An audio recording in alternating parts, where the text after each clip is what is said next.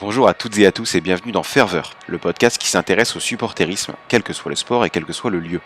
Dans Ferveur, vous êtes libre de vous exprimer comme vous le souhaitez et nous allons aller à la rencontre de passionnés pour comprendre qui ils sont et comment s'exprime le rameau pour un athlète, une équipe ou une nation. Le compte de Batum. Allez, petit gars, allez, mon grand. T'es grand aujourd'hui.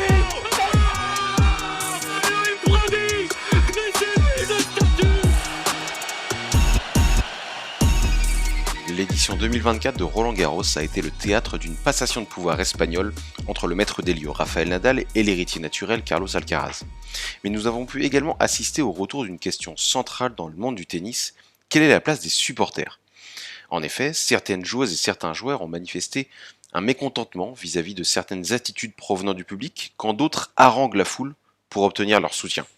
Aujourd'hui, j'ai le plaisir de recevoir Romain Vino, journaliste à la Fédération française de tennis, afin d'aborder cette question. Bonjour Romain, j'espère que tu vas bien. Salut Arthur, ça va bien et toi? Ouais, ça va super. Merci beaucoup d'avoir accepté mon invitation. Je sais que le temps est assez compté en ce moment. Wimbledon vient de démarrer. On sort de Roland-Garros. Romain, tu es journaliste à la Fédération française de tennis, c'est bien ça? Absolument, tout à fait. Est-ce que tu peux nous raconter comment, du coup, un supporter de sport au global, et tu vas nous en dire plus, est arrivé à ce poste dans un sport qui est à la fois populaire, mais également extrêmement, j'imagine, demandé en termes de poste de journaliste? Ouais, bah en fait c'est assez simple. J'ai fait des études après mon bac parce que j'avais un peu en tête l'envie d'être journaliste, ou du moins depuis plus jeune l'envie d'être commentateur, pour la Ok. simple et bonne raison que je pouvais pas forcément être acteur du sport. En plus j'étais asthmatique, etc. Donc j'ai jamais pu faire du sport à un très très haut niveau. Donc journaliste, voilà, je me suis un peu tourné vers des études littéraires après un bac S catastrophique. Et j'ai fait de l'histoire. Je me suis rapidement tourné vers l'histoire du sport ensuite en master. Et à la sortie de ces études-là, j'ai eu l'envie et j'ai essayé de trouver en tout cas la bonne opportunité pour rentrer dans le milieu du journalisme. Ok. J'ai commencé par un stage dans une boîte qui s'appelait Menly pour faire du journalisme sportif. Et il se trouve que par miracle, cette boîte a racheté la licence 11 mondiale euh, au moment où, enfin 2 ou 3 mois après que je suis arrivé. Donc Ok, donc 11 mondial, tu ouais. démarres dans le foot au final. Voilà, c'est ça, je démarre dans le foot. Après, j'étais très supporter je regardais beaucoup de tennis, beaucoup de football, je regardais de la Formule 1 aussi, donc j'étais très intéressé par les sports en général. Je supporte l'AS Monaco en football, j'ai toujours regardé les matchs de l'équipe de France, etc. Donc voilà, et en tennis, j'ai aussi pas mal suivi, et notamment, j'y suis venu par Roland Garros, Ouais. comme beaucoup de Français, de petits supporters français, on va dire. Et en fait, donc, je suis arrivé par le football et 11 mondial, qui pour moi était quand même la référence en termes de magazine football. J'avais des posters chez moi, j'avais des cartes 11 mondial. Donc pouvoir écrire pour ce magazine et pour le site internet, en ayant été abonné plus jeune, c'était quand même sacrément drôle, quoi. Bien sûr, vraie référence en ce mondial. Bah ouais, référence. Et puis bon, le magazine à l'époque était dans une situation un peu compliquée financièrement. Donc pour nous, ça a été aussi un challenge. C'est marrant parce qu'en fait, j'avais vraiment les composantes. J'aime le sport et la composante journalistique de comment on fait éditorialement pour essayer de changer un petit peu la ligne qui était celle du magazine par le passé, pour essayer de le relancer pleinement et de le vendre et d'avoir des lecteurs et des abonnés, etc. Donc c'était hyper intéressant comme mission et comme, on va dire, aventure, parce que ça a duré quand même 5 ans, Ok. 5 6 ans même. Et, et ensuite, à la suite de ce parcours-là, le magazine a de nouveau été revendu. Moi, je suis parti, j'ai quitté la nouvelle équipe en 2018. Et en fait, j'avais un ami qui travaillait à la Fédération française de tennis. Il était plutôt, lui, dans la partie vidéo. Donc, il était responsable de la partie vidéo et il m'envoyait régulièrement les contenus que faisait la Fédération française de tennis. Alors, évidemment, par rapport au club affilié à la FFT, mais aussi pendant Roland-Garros, pendant que certains journalistes partaient aussi à Wimbledon, à l'Open d'Australie, etc. Donc il m'envoie ça et je dis bon bah ça a l'air quand même assez charmé, assez intéressant. Et, euh, et en fait un jour j'envoie mon CV à la FFT parce que je savais qu'ils cherchaient un peu des pigistes ou en tout cas des gens pour alors pas forcément être là directement sur Roland-Garros, mais au moins pour écrire des articles sur le tennis en général. Et d'ailleurs pas que le tennis français.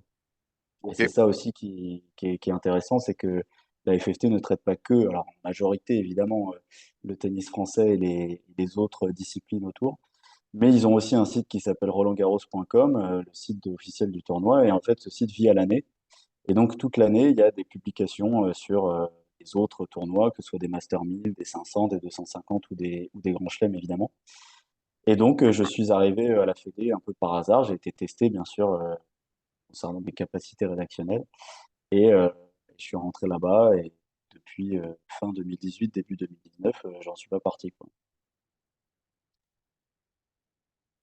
Pardon, je réactive mon son.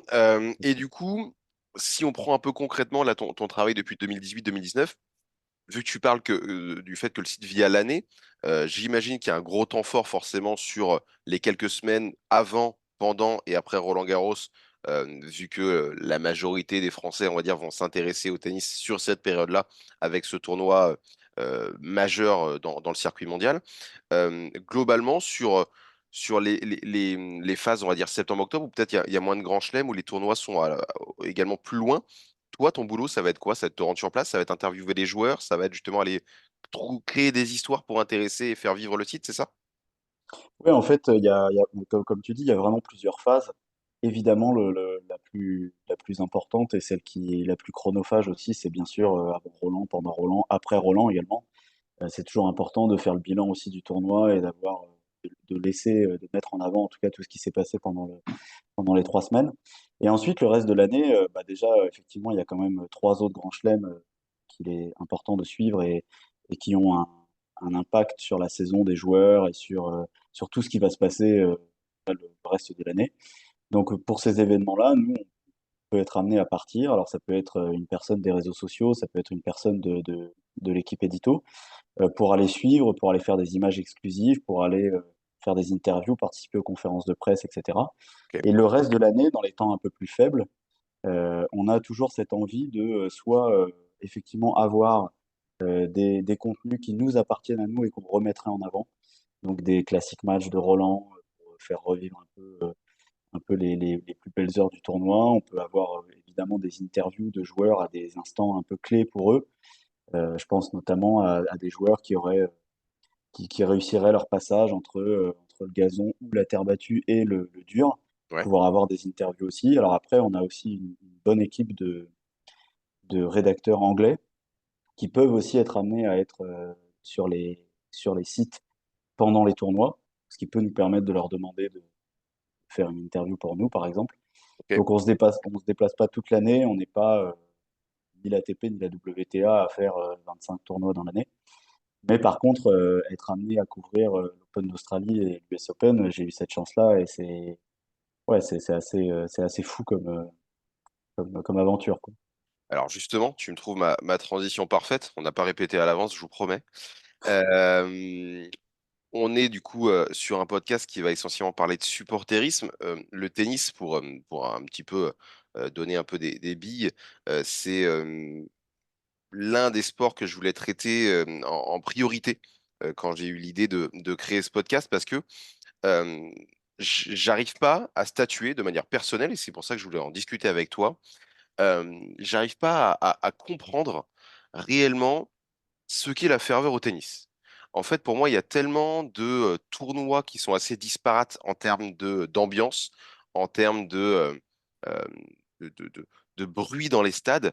Il y a tellement de joueurs et joueuses qui n'ont pas les mêmes besoins ni envies de la part du public. On va avoir des joueurs extrêmement showman qui vont avoir besoin de l'appui du public pour survivre, à l'inverse, des joueurs et des joueuses qui vont vouloir ou nécessiter un silence quasi absolu pour avoir une concentration optimale. Toi, dans ce que tu as pu connaître, est-ce que tu arriverais à, en quelques mots, avoir une définition, si elle existe, du supporterisme dans le tennis? Alors, je suis pas sûr qu'il y en ait qu'une. Comme tu dis, c'est assez disparate. La vérité, c'est que, par exemple, si on prend uniquement le tournoi de Roland-Garros en France, il y a un truc qui se passe depuis plusieurs années. Roland-Garros a été critiqué, ou en tout cas que ce soit d'un côté je veux dire, les amateurs ou même les observateurs, parce que on considérait que en fait les gens qui se déplaçaient au stade et qui regardaient du tennis étaient des spectateurs.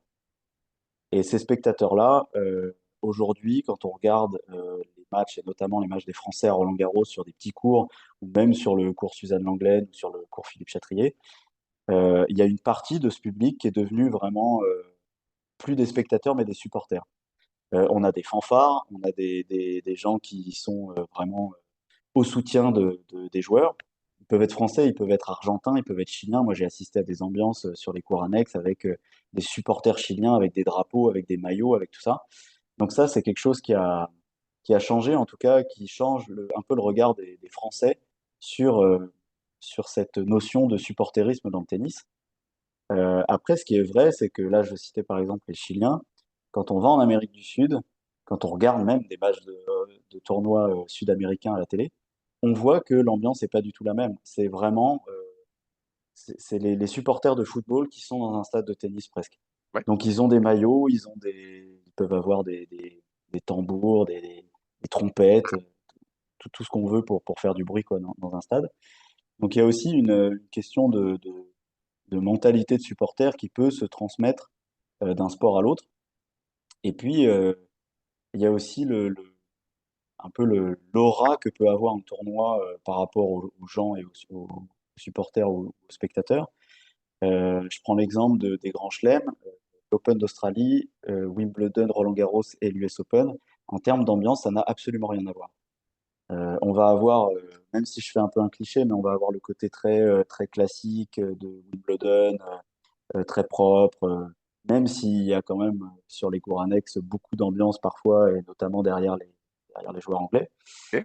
Euh, et ensuite, on va avoir des modèles qui sont différents par rapport au pays. Donc, moi, quand je suis allé sur le cours Arthur Ashe de l'US Open, j'étais subjugué parce que ce cours est tellement immense que les gens qui sont dans les milieux hauts de tribune peuvent se déplacer, ils peuvent se parler, ça gêne pas du tout les joueurs parce ils sont trop loin. Ils mangent en tribune, ils boivent en tribune, et en fait, c'est quelque chose qui pour eux est classique. Euh, je- je- J'ouvre une parenthèse, mais quand on va voir pour la première fois de sa vie un match de baseball aux États-Unis, moi, personnellement, je suis tombé des nues parce que ça dure tellement longtemps. Il y a des familles, il y a des enfants. Les enfants, ils jouent dans la tribune. Tout le monde va chercher à manger, à boire, etc. Et donc ça, ils le reproduisent un peu aussi dans le tennis, quoi.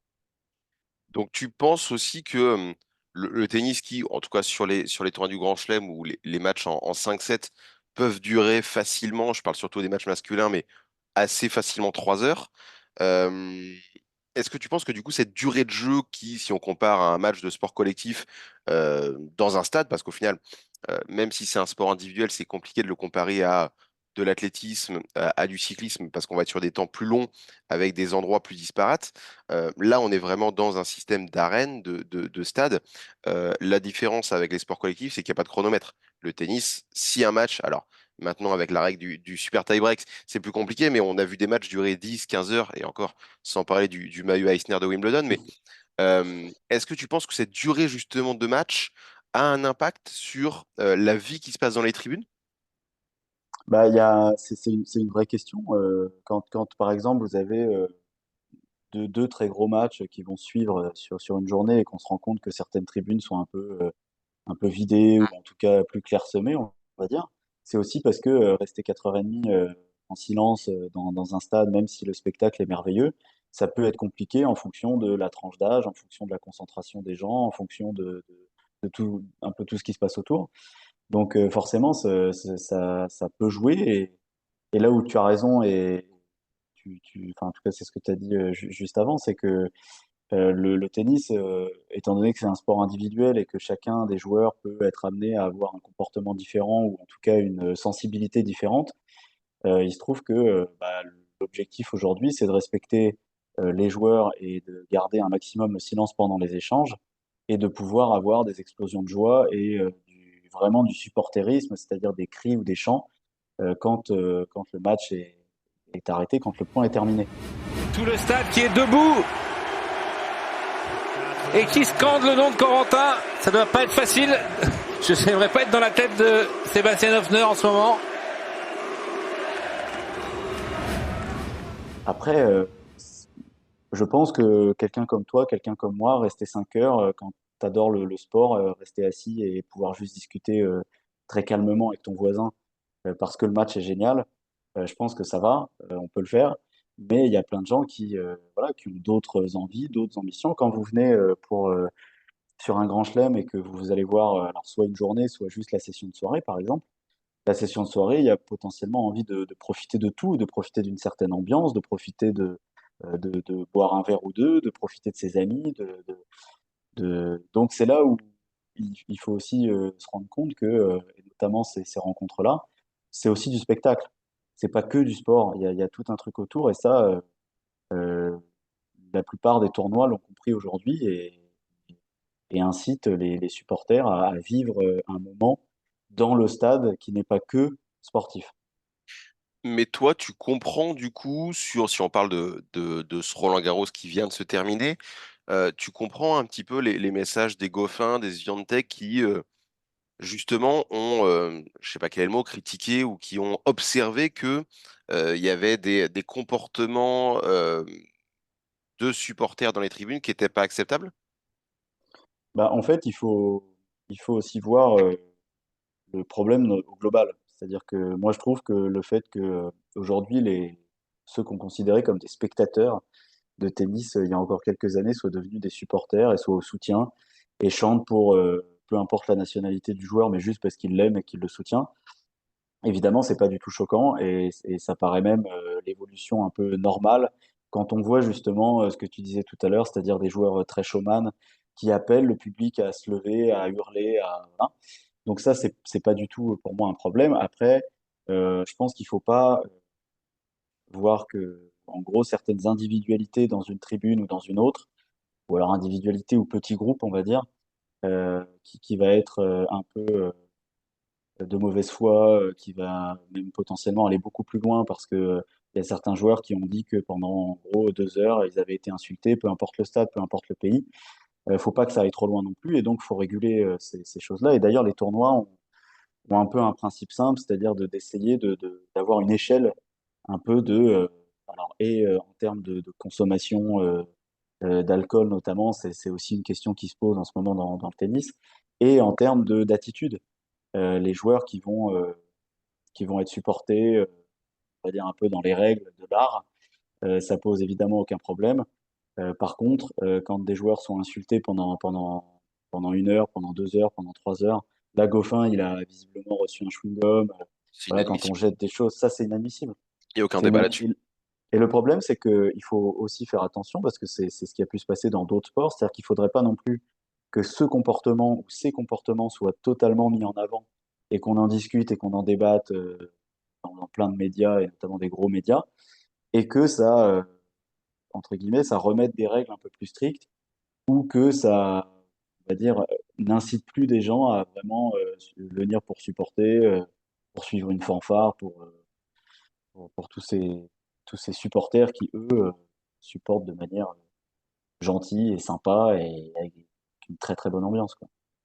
Toi, de ton expérience assez riche du coup sur les différents tournois dans le monde ou euh, ouais, les différents lieux, c'est quoi ton meilleur souvenir d'ambiance que tu as pu voir sur un cours? Ah, il y en a plusieurs. Après, moi, je trouve que, et c'est pour ça aussi que je comprends ce qui se passe en France et que je trouve que pour notamment les joueurs français, c'est une chance, mais c'est d'aller voir des matchs enfin, des matchs de joueurs dans leur pays. Je me souviens de matchs en Australie où il peut y avoir des Australiens wildcard qui sont assez peu connus, qui peuvent être entre la centième et la 200e place mondiale et qui assistent à de l'amour des supporters, hein, un supporterisme assez fou, parce que il y a, en fait, c'est là où je trouve que le mot chauvin peut prendre son sens Ouais. si ça sert aux joueurs et que ça ne dessert pas totalement psychologiquement et moralement le joueur qui est en face. Donc je dirais que mes meilleures ambiances, c'était ça. Et du coup, plus ça avance et plus on le vit en France. J'ai des très bons souvenirs du Rolex Paris Masters, avec notamment la dernière de Gilles Simon, où il était évidemment supporté par tout le monde. Il y avait des chants, des Gilou, Gilou de partout, sans pour autant que son adversaire soit complètement sifflé, hué à chaque fois qu'il marquait un point. Donc, euh, donc je crois que c'est vraiment ça dans le tennis qui m'a le plus plu. Après, évidemment, et ça c'est un luxe incroyable, mais c'est certaines ambiances dans les matchs qui comptent énormément.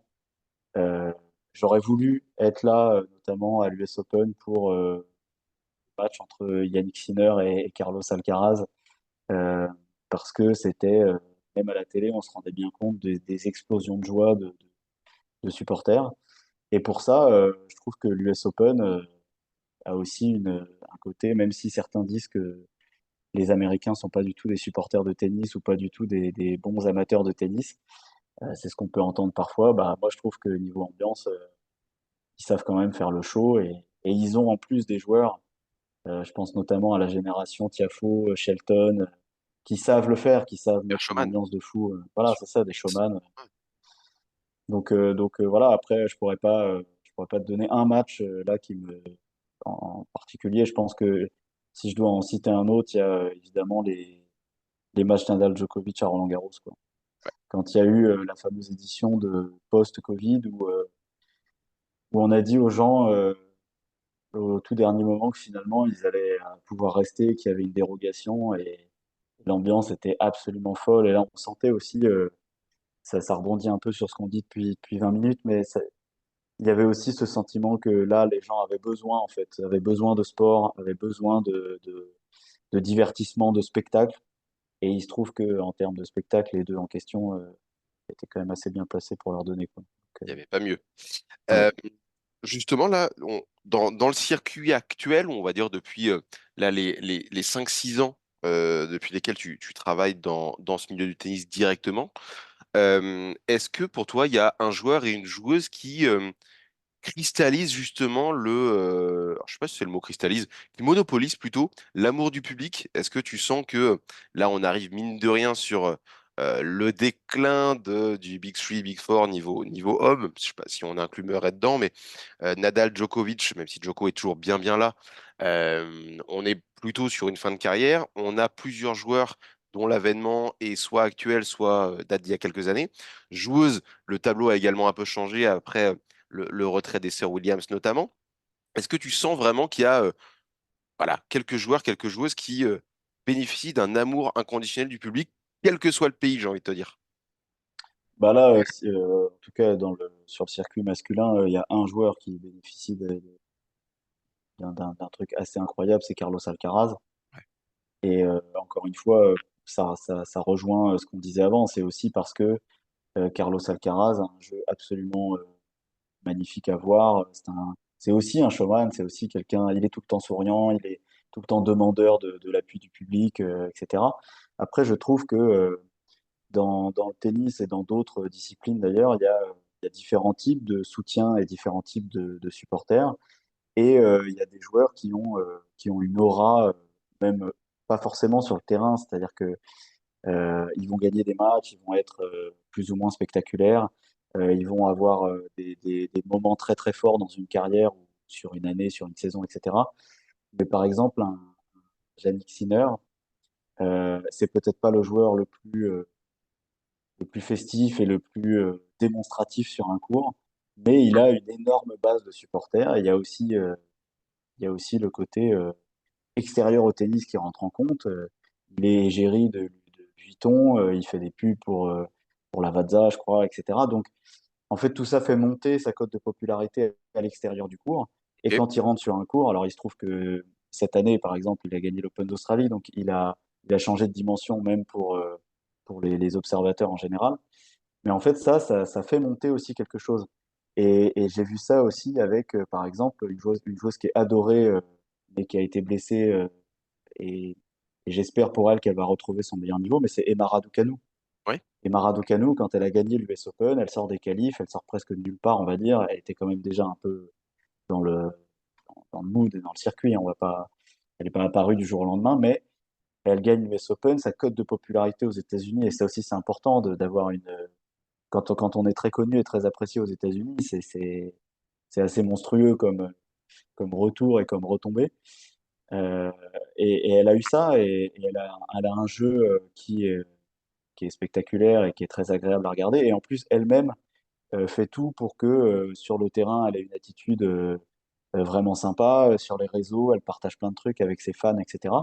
Et donc, elle est montée très vite en termes de popularité. Alors, un petit peu moins aujourd'hui parce que, je te dis, elle a été blessée et elle a traversé des phases plus compliquées. Mais je trouve il y a cette dimension-là pour les joueurs aujourd'hui, d'arriver à et être showman et avoir un jeu qui fait que, évidemment, les gens s'intéressent euh, à ce qu'ils font sur un cours et l'extérieur. Et tu vois, tu parlais d'Iga, par exemple, qui a eu effectivement ce petit truc-là avec le public. En fait, elle Gaziantep. critiquait, Iga, pas Swiatek, pardon, qui critiquait euh, le fait que le public ait parlé ou crié pendant les échanges, et ce qui est toujours considéré dans le tennis comme quelque chose qui se fait pas.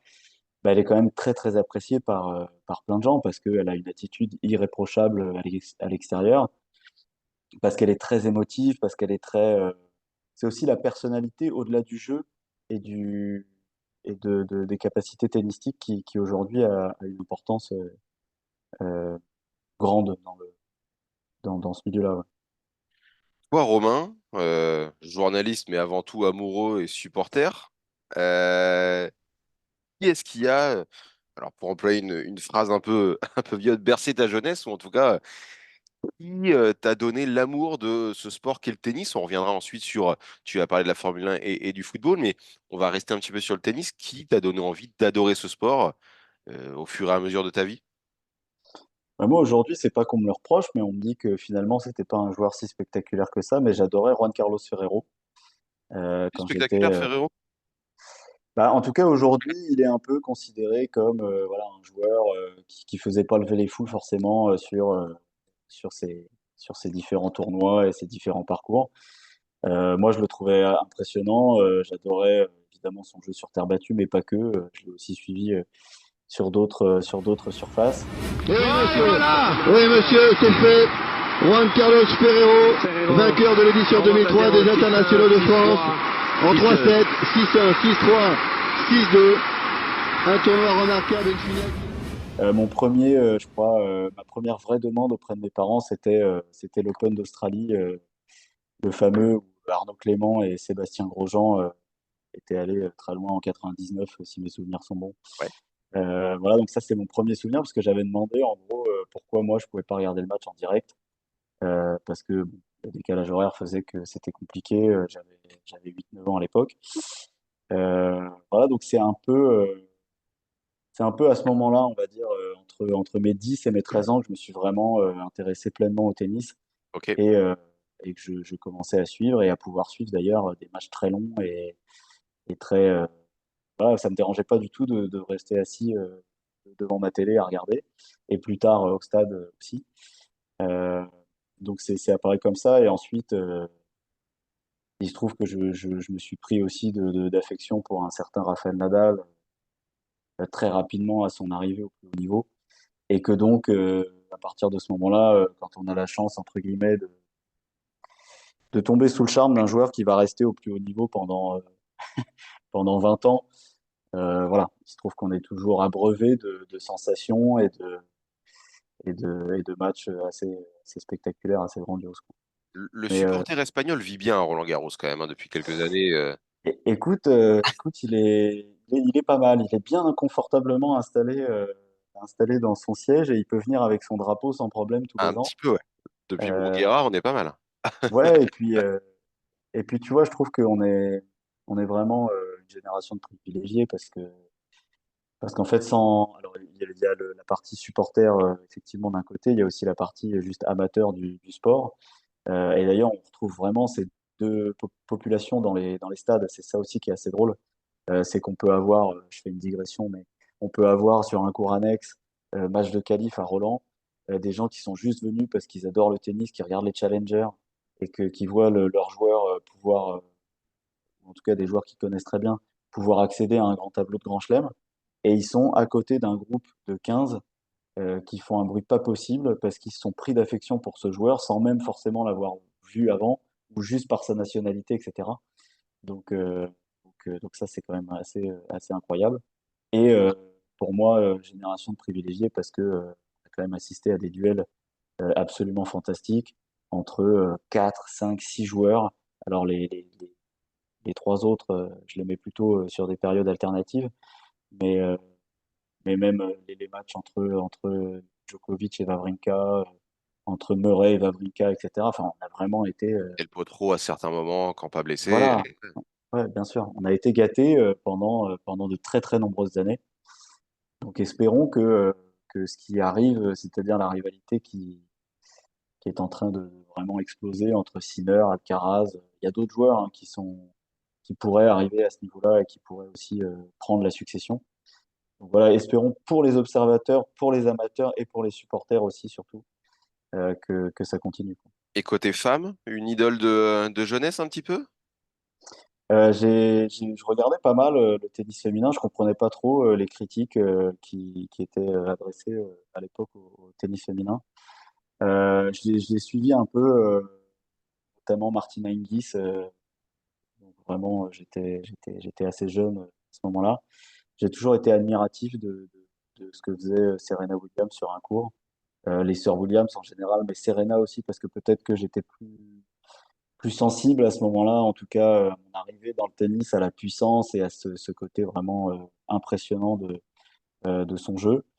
Euh, voilà, et puis ensuite, il y a des joueuses qui, je trouve, qui créent quelque chose. Ça peut être à l'instant T et qu'on va suivre. Même quelqu'un qui va gagner, je sais pas, peut-être deux, trois grands chelems et qui va pas forcément avoir justement la carrière d'une Serena Williams. Mais je pense notamment à Garbiñe Muguruza qui, voilà, quand elle gagne Roland Garros, bon, alors là, tu vas me dire qu'elle est encore espagnole et que le fameux supporter qui était assis en tribune, il était aussi content Il fit toujours bien. de ce point de vue-là, voilà. Je dis bien le Mais voilà, samedi, le dimanche. des joueuses ou des joueurs qui ont créé comme ça à un certain moment. Et dans notre génération, justement, on l'a plus vu sur le circuit féminin parce que le circuit masculin a tellement été trusté par Federer, Nadal et Djokovic qu'on l'a moins eu à quelques exceptions près. Donc, non, voilà. Et aujourd'hui, pour faire le parallèle, on a des joueuses extrêmement soutenues, très spectaculaires. J'ai assisté en direct sur place au sacre de Coco Gauff à l'US Open. C'était absolument incroyable. L'ambiance, là justement, et je trouve que là, le supporterisme a vraiment son meilleur rôle. C'est-à-dire que Gauff, à plusieurs reprises, aurait peut-être pu, même si elle était sur une dynamique incroyable, mais aurait peut-être pu avoir l'émotion du grand rendez-vous qui ressort, le côté peut-être pression qui lui fait perdre des points importants. Et il se trouve que le soutien du public, je pense, a joué un rôle assez majeur. Donc voilà, Gauff, joueuse spectaculaire et joueuse très très soutenue et adorée, que ce soit par le circuit ou par les fans. Une Arina Sabalenka qui n'a pas du tout le même comportement, on va dire, en tout cas la même attitude sur un court et en dehors. De toute façon, c'est comme Rafa, quoi. Ce sont des joueurs qui, sur un court, ont la haine de la défaite et qui, en dehors, sont les personnes les plus souriantes et les plus sympathiques des circuits. Euh, donc voilà, il y en a encore aujourd'hui qui sont 11 jabbeurs. Jabber, c'est la cote de popularité et l'amour que portent les gens à 11 jabbeurs, c'est incroyable et c'est totalement mérité. Donc, voilà. Merci pour toutes ces petits inputs. C'est hyper intéressant aussi de voir, toi, de ton œil de journaliste. Bah, nous, on voit à travers notre écran les joueurs et les joueuses évoluer, mais c'est important aussi de savoir un petit peu leur comportement en dehors, ce qui fait la cote de popularité. Euh, Tu nous as parlé aussi de ton amour, si on est un peu sur le sport en général, pour le foot, la Formule 1 notamment. Pareil, si je devais te demander un joueur de foot, ou une joueuse de foot d'ailleurs, pourquoi pas, et un coureur de Formule 1 qui t'ont qui t'ont aidé pardon, à aimer ces sports, ce serait qui? Bah, en termes de football, moi, comme je te disais, j'ai été très vite dans le bain de l'AS Monaco. Alors, je ne peux pas te dire pourquoi, je ne viens pas du tout de la Côte d'Azur. Je pense que je devais aimer le rouge et le blanc, quoi, en gros, sur un maillot de football. Ça devait provoquer un truc chez un enfant qui est assez Et inexplicable. il y a un nombre de supporters de Monaco impressionnant. Derrière Marseille et Paris, j'avais lu ça quelque part, c'est le troisième club dont les parcages à l'extérieur est le plus plein, Monaco. Et c'est assez impressionnant parce que forcément l'affluence à domicile, on a tous les images de Louis II en tête, c'est pas forcément la plus grosse affluence de Ligue 1, mais un peu partout sur le territoire français, il y a des supporters de Monaco qui viennent pas spécialement de là, mais est-ce que c'est, je sais pas, l'épopée 2004 qui a fait ça? Ouais, bah c'est en fait, moi j'allais te dire, il y a eu deux périodes. Je pense que je suis tombé dedans aussi parce que l'équipe de la fin des années 90 faisait rêver tout le monde. Il y avait des joueurs absolument incroyables qui ont ensuite fait une carrière assez magistrale par la suite. Et ensuite, je pense que là, c'était plus avec parcimonie, hein. Fin des années 90, j'avais pas encore 10 piges, donc voilà. Mais ensuite, ouais, l'épopée 2003-2004, ça reste incroyable. Mais pour répondre à ta question, si je veux citer un joueur en France, je t'aurais bien dit Ludovic Giuly. Donc ça, c'était quand même voilà. Et ça sort du classique Zinedine Zidane, bien sûr, qui devrait avoir une statue un peu partout en France.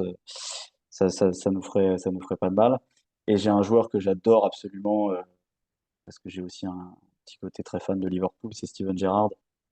Un Euh, poster 11 mondial, celui-là de Gérard pour le coup. Absolument. Il était en très bonne place, intouchable, indéboulonnable dans la chambre. Non, mais c'est un peu ce qu'on disait aussi sur le tennis, c'est que je pense qu'on se prend aussi d'affection pour des joueurs spectaculaires, des joueurs qui ont un talent au-delà de la moyenne. Alors Gerrard, tu vas me dire, c'était pas Ronaldinho ou Zidane en termes de dribble, etc. Mais je sais pas, le côté praline de loin, le côté petit jeu dans le milieu de terrain pour se sortir d'une situation difficile et tout, moi voilà, ça me faisait rêver, quoi. Et Formule 1? Alors Formule 1, je vais prendre le contre-pied de ce que j'ai dit juste avant, donc c'est super. C'est que là, du coup, j'étais pas du tout porté sur le rouge, tu vois. Ok, J'étais plutôt porté sur le logo étoilé, puisque j'ai encore la petite voiture, enfin la petite maquette chez moi alors que j'ai 34 ans. C'est Mika Hakkinen, quoi. ok. En fait, j'étais l'anti-Schumacher. Je sais pas pourquoi, hein, tu vois, c'est vraiment un truc de gamin, quoi. Et donc de ça, je me suis forcément toujours un peu tourné vers aussi les adversaires historiques de Ferrari. Et donc plus récemment, je suis un fan absolu de ce qu'a fait et de ce que fait en dehors du sport et sur un circuit Lewis Hamilton. Sûr. Et donc tu vas me dire où va courir Lewis Ah, Hamilton l'année prochaine. Et là, je chez les peux te rouges. répondre. Voilà. Le dilemme. Mais mais tu sais, c'est marrant parce que tu parlais de la différence entre sport collectif et sport individuel. Mais c'est exactement ce qu'on vit dans le tennis, par exemple. Tu as des gens demain au JO de Paris 2024 qui vont supporter Rafael Nadal parce qu'ils ont toujours été fans absolus de Rafael Nadal, même s'ils jouent contre Corentin Moutet. Bien sûr. Alors que Corentin Moutet est français et qu'on va te dire, bah oui, mais on a quand même un objectif de médaille. Donc s'il doit y avoir médaille à la fin de ce match, pourquoi t'es pas pour Corentin Moutet? Ça fait une médaille pour la France. Et je trouve que ça fait une différence assez incroyable entre justement le sport collectif et le sport individuel. Enfin, personnellement, j'ai jamais entendu quelqu'un me dire j'ai aucunement la volonté de soutenir par mes origines ou par quelconque principe ou rattachement l'équipe de Géorgie. Mais je l'adore tellement que je veux l'avoir gagné contre la France à l'Euro. Enfin, C'est le côté irrationnel du supporterisme. voilà. Et donc en Formule 1, c'est un peu pareil. Moi, je trouve qu'on peut supporter une écurie. Je vois les tifosi de Ferrari, ça reste quand même, quand tu arrives à Monza et que tu vois la marée rouge qui descend sur le circuit pour fêter le vainqueur. Euh, il y a vraiment des supporters d'écurie qui, eux, vont la suivre tout au long de leur vie et vont supporter les coureurs, peu importe qui c'est, tout au long de leur vie. Et puis, il y a ceux qui juste préfèrent un pilote. Et d'ailleurs, je trouve que l'avènement des réseaux sociaux fait aussi que parfois on aime plus un pilote qu'une écurie. Parce que le pilote est hyper sympa, hyper cool, hyper tendance. Complètement, Voilà, quoi. complètement. Parfait, donc du coup Romain, on en arrive à la question signature maintenant de ce podcast. Je t'ai prévenu un petit peu en amont pour que tu puisses y réfléchir un peu. Tu as la possibilité de remonter dans le temps. Tu assistes en tant que spectateur, j'insiste, à un événement sportif, ou plusieurs, liés au tennis, pas forcément liés au tennis. Qu'est-ce que ce serait? J'ai peur de vraiment pas être du tout original, même si j'ai eu un peu le temps d'y réfléchir, mais je crois que par rapport à ce qui se passe en ce moment globalement en France, etc., je crois que j'aimerais bien revivre France 98 pour plusieurs raisons. La première, c'est que, tu vois, je me souviens de certains matchs, je me souviens de notre victoire, etc., mais je pense que je l'ai pas vécu comme je pourrais le vivre aujourd'hui. Et je parle même pas d'être dans un stade mais en fait juste d'être en France, de voir le bonheur des gens, la communion des supporters, et surtout de me rendre compte aussi que, encore une fois, aujourd'hui, on a peut-être une génération un peu dorée. On a fait plusieurs finales de Coupe du Monde, plusieurs finales d'Euro. À l'époque, en 98, quand la France gagne, bon, il y a eu l'Euro 84, mais c'est un truc complètement dingue et qui était même potentiellement inespéré. Bien sûr, le palmarès est plus faible, hein. Palmarès, et puis même l'ambiance qu'il y avait autour de l'équipe avant la Coupe du Monde. Tout le monde disait que c'était critiquer Aimé Jacquet, etc. Donc en fait, pour ce côté-là, je crois que ça me ferait un peu kiffer d'avoir cette explosion de sentiments, de joie et tout ça. Et aussi pour un peu vivre l'ambiance plutôt avec tu vois, l'œil et le ressenti d'un adulte. Ouais. Je me dis que d'aller avec tes potes dans l'équivalent de ce qui était une fan zone, ou en tout cas des écrans géants qu'il y avait un peu partout, ça devait être absolument incroyable quand t'avais jamais vécu ça de ta vie. Je pense que c'est et puis encore une fois par rapport à ce qui se dit et ce qui se passe en ce moment en France, je pense que ce serait bien qu'on se remette un peu des shots de ce genre d'événement. Et puis le tennis parce que parce que j'ai envie de là pour le coup, il faudrait que je sois très bien placé dans le stade, mais je voudrais voir de mes yeux la victoire de Nadal à Wimbledon en 2008 contre Roger Federer.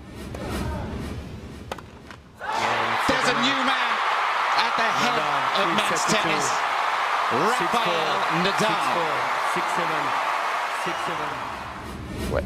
Parce que je trouve que c'est un match déjà mythique, absolument incroyable. Moi, si quelqu'un me dit j'aime pas le tennis, comment je fais pour m'y mettre, je lui envoie le lien Ce match-là. YouTube.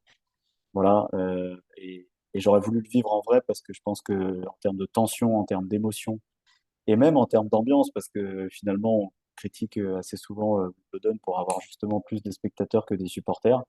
Il y avait quand même pas mal de gens qui criaient, qui se levaient le poing levé, qui étaient à fond là-dedans. Et puis je trouve que c'est aussi au-delà de voir de ses yeux, il y a aussi un côté euh, un peu très fort pour lui, pour sa carrière et pour la suite de sa carrière aussi. C'est immense. Euh, C'est immense comme match. ça ouvre des nouvelles perspectives. C'était son rêve de gagner là-bas. Il bat le meilleur joueur du monde sur herbe. Donc il y a tout un truc qui fait. Pourtant, c'était il y a pas longtemps, hein. Enfin, tu vois, ça pour le coup, je me rappelle très bien. Je l'ai vu et revu. Donc c'est pas uniquement une question de le comprendre pleinement au moment où on le vit. Mais en tout cas, tennistiquement, ouais, ça me ferait plaisir de prendre mon siège dans la Royal Box et d'aller mater ça. Ouais. Il y a pire, il y a pire. Bah, deux beaux événements, en effet, France 90 reviendra régulièrement, mais c'est tellement marquant comme événement pour notre Mm. génération, mais aussi pour la France, tu as raison. Dans le climat social actuel, on a besoin de revivre des moments comme ça. Et pour le tennis, oui, il y a d'autres matchs emblématiques, mais ce Nadal-Federer en fait clairement partie. Je comprends bien. On arrive, Romain, à la fin de notre échange. Merci beaucoup pour ce temps que tu m'as consacré et toutes ces anecdotes que tu as pu un petit peu nous transmettre sur ce sport qui est incroyable, magnifique en termes d'émotion, qui est un sport assez unique. C'était un vrai plaisir d'échanger avec toi en tout cas, donc merci beaucoup. Merci à toi, Arthur. J'espère que j'ai pas été trop long et que. Tu as été. Mais en tout cas, l'échange était très sympa. Et tu as raison, le tennis est un sport incroyable. Et en termes d'émotion, quand on voit ce que peuvent subir les joueurs passant d'une balle de match manquée à un sacre en Grand Chelem, je pense que ouais, on est pas mal et ça mérite qu'il y ait des supporters et des spectateurs partout. En tout cas, ça donne de belles images et on espère en revoir rapidement, notamment à Wimbledon et au JO qui arrivent prochainement. Merci à tous d'avoir suivi cet épisode. On se retrouve très bientôt pour un nouvel épisode. Bonne journée à tous.